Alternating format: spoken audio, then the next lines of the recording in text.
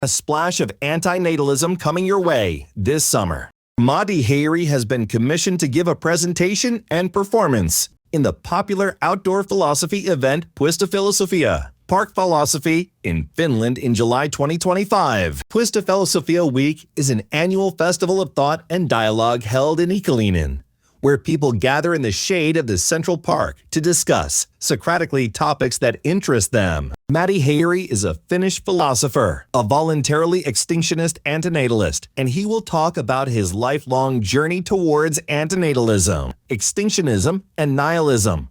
The presentation, in Finnish, is titled No New People, No World, No Purpose. But in what order? And, apart from academic info flashes, it will include songs about futility and beyond.